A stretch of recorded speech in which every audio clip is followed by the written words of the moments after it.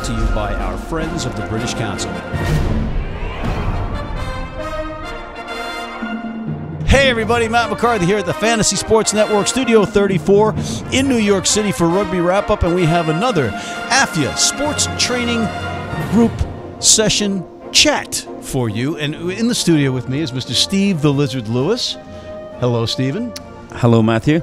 And on the horn is Mr. Scott Pearson, in from somewhere in the vicinity of Manchester, England. Scott, is that not accurate? That's right, just outside. So, Scott, why the Sam Hill are you on our AFYA Sports Training Group Session Chat today? Who are you? So I'm a strength and conditioning coach. I've worked with athletes for the last 15 years or so, mainly rugby players, but most recently cyclists. I was privileged enough to work for British Cycling for nearly 3 years, and I coached the group through to the Olympics in Rio, and we're fortunate to be very, very successsul.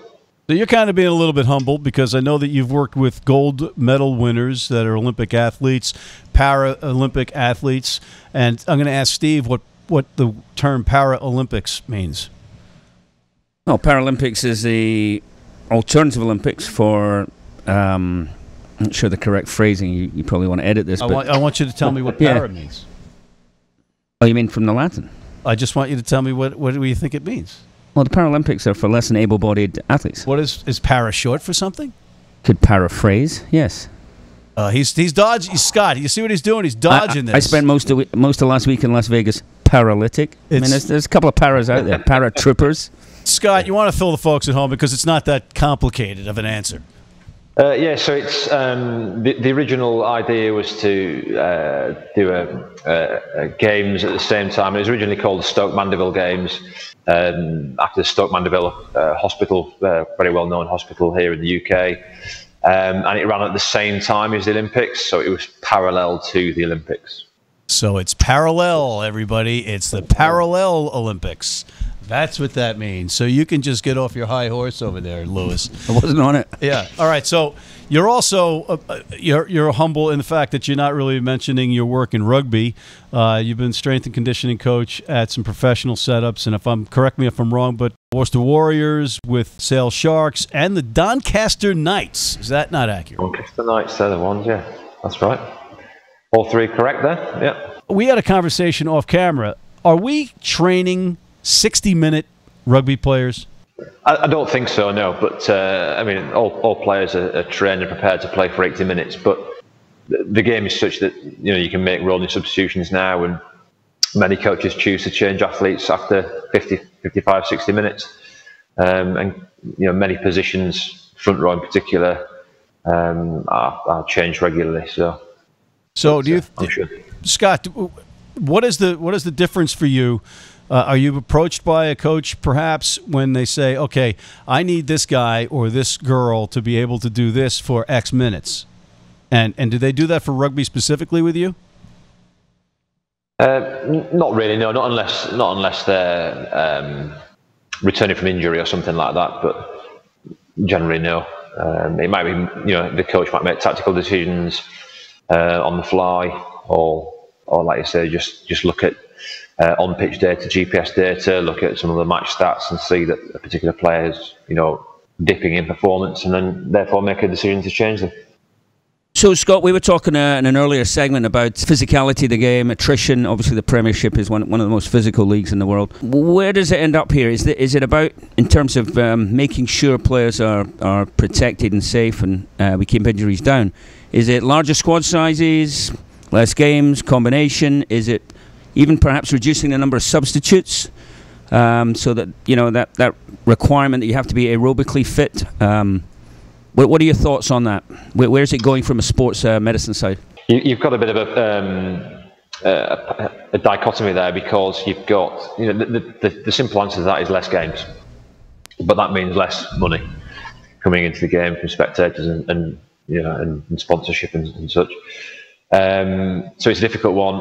If you increase the number of players within a squad, you dilute the squad, you dilute the quality within the matches, and the same amount of money has to be spread further, so that changes that. I'm not sure about the substitute one. I don't know. There's honest answer to that one. I'm not sure. So I got a question for you. We had, in a different segment, we had Danny Barrett on. Danny Barrett's the U.S. 7-star, but he's also a 15s player for the team during the England World Cup. What is the difference for you if you're charged with training an individual athlete for a 7s World Cup or a 15s World Cup? And if you have this player that has to play both codes, like we have here in the United States as a Tier 2 nation? The different sports, effectively. Obviously, sevens requires that there's a lot more running involved, a lot more what we kind of term high-intensity efforts. And you need to back that up several times throughout a day or over the course of a couple of days. In rugby, the average kind of running speed is a lot less, but the collisions might be larger.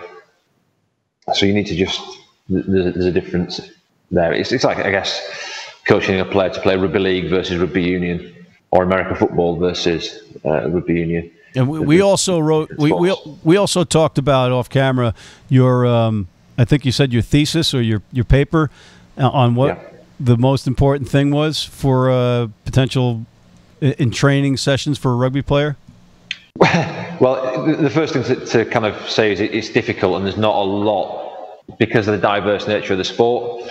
There's not a lot that's hugely kind of stands out, but the only thing that did, and this is kind of corroborated by a larger study done in New Zealand, was that the only thing that correlates with on-field performance is speed.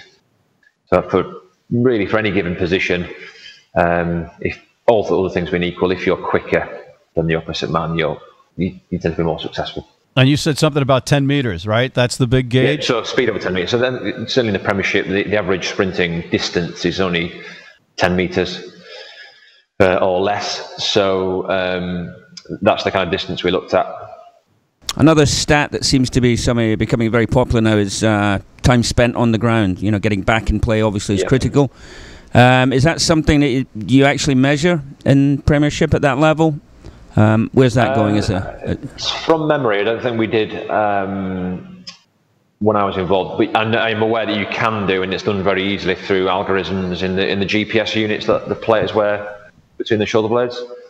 So they're amazing now, and they have algorithms in there that can automatically work out when you're making a tackle, when you're jumping, when you're in a ruck, when you're in a maul, when you're scrummaging. There's no fill in the GPS. There's no fill in the GPS. You used to be able to hide in 15s and catch your breath. You can't do that anymore. Yeah.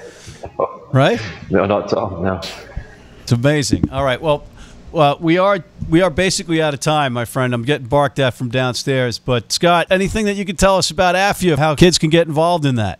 Yeah, go to the website afyasportstraining.com. We run several regular camps, normally through school holidays, and if you want to get involved, we'd love to see you there. People can reach out to you specifically too for help, can't they? Yeah, so I'm kind of a freelance guy now, so I work. So this is my glorious gym that you see behind me, and you can come catch up with me. My website is fastfitstrong.com. Or you can hook me up on Twitter at FastFitStrong. Cool. Can you be a fat strength and conditioning coach? You can, and there are many. But you're not one of them. Isn't that like me selling shampoo? Yeah, well, you've got to have a certain amount of credibility, and if you're out of shape and you don't look the best, then you lose a little bit of that. But when you're working with athletes, it's about what you say and not what you look like. So, all right. Well, we're going to monitor you and make sure that you stay in shape, Scott. That's just what we're going to do here. All right. And I want to thank you, my friend, for coming on our AFYA Sports Training Group Session Chat. And on that note, we got to go. On behalf of Mr. Scott Pearson and Mr. Steve the Lizard Lewis, I'm Matt McCarthy for Rugby Wrap-Up at the Fantasy Sports Network, Studio 34 in New York City, signing off.